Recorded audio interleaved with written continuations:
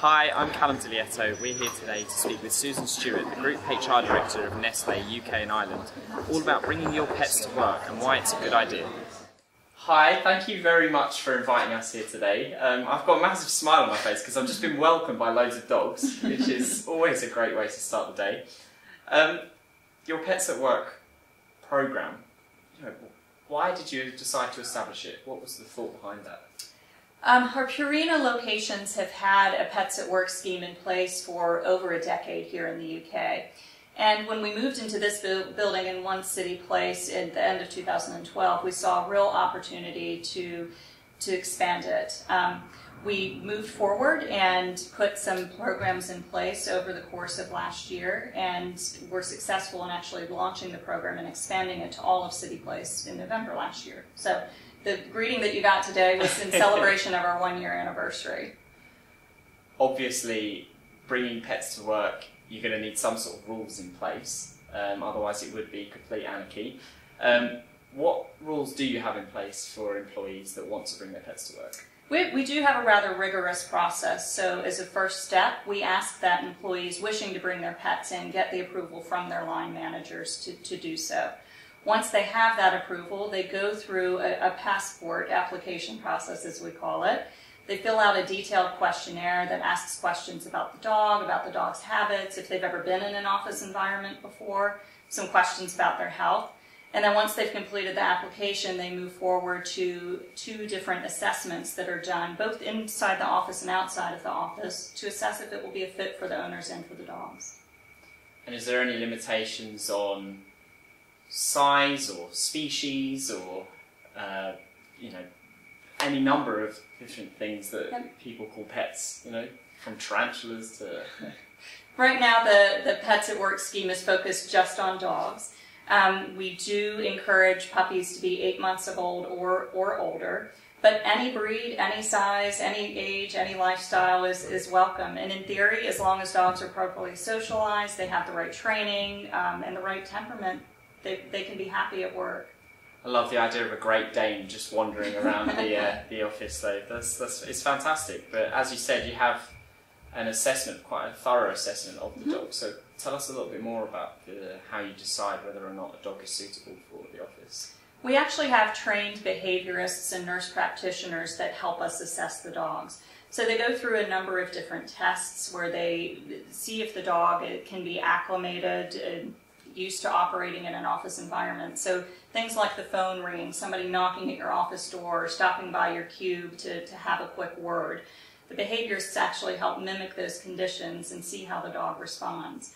And if the dog doesn't respond well right away, they can give you tips to help you better acclimate the dog and prepare the dog. And then you even have probation periods and graduation ceremonies like this morning. So. We do. After the behavioral assessments are completed for a period of 3 months, we have a probationary period. And during that time, our dog owners are assigned to dog-friendly buddies who can help them really get the lay of the land and get their standard routines in the office solidified. And at the end of 90 days, assuming no problems and all goes well, the dogs get their passport, which is the graduation ceremony that you saw today. That's fantastic.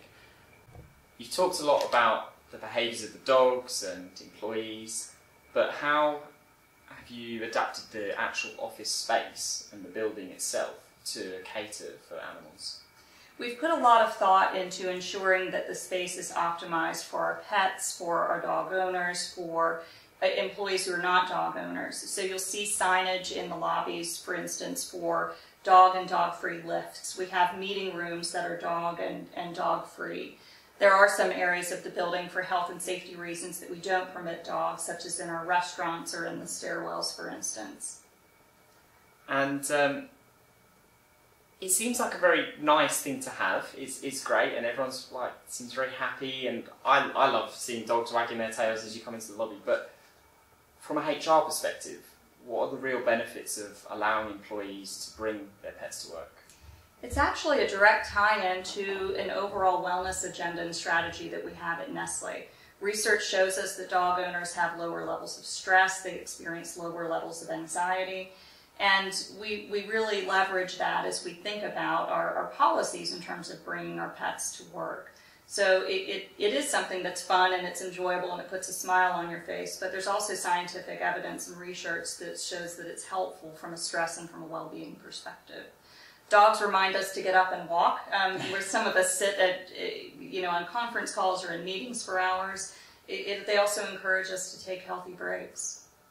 I guess the other thing is in terms of owning a dog requires a certain amount of time commitments, and so a lot of people maybe don't have a dog or are worried that they need to get home to take the dog for a walk or something, so bringing it to work allows almost for a bit of flexibility as well.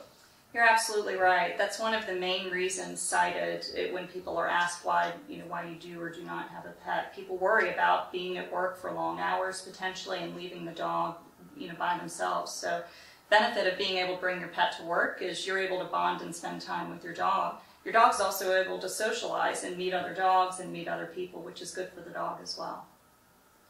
What about employees that don't have pets? I mean, you mentioned the lifts and areas where there's sort of dog-free zones, but I guess allergies or maybe people that just don't like dogs. I know there are some people out there that don't like dogs. Shocking. How do you cater to them? We have a very rigorous cleaning process that we put in place. We have air filters that operate throughout the building. So our goal is to create an environment that's safe and that is comfortable for all of our employees, whether you're a pet owner or not a pet owner, or whether you choose or don't choose to bring your pet to work with you. In terms of people who might be phobic or afraid of dogs or not want to be around them, we actually have a pet etiquette policy that we encourage all of our dog owners who bring their pets to work to read, and also make it available for those folks who are not dog owners. So simple things like even if you're in a lift, asking for permission, and it is a dog sanctioned lift, asking for permission before you walk in with your dog. Okay, yeah, no, that's fair. Finally, obviously in keeping with your brand, it makes sense. There's a very strong connection with dogs, but I think companies nationwide or even globally, do you think it's an idea for them to maybe pursue a similar Pets at Work program? Absolutely. The benefits are well documented and well founded, and anybody with the right focus can have a scheme that's successful in terms of bringing their pets to work. We hope that we can be inspirational and share some of our learnings with others so that they can then adapt them and figure out the best way to make it work for their work environment.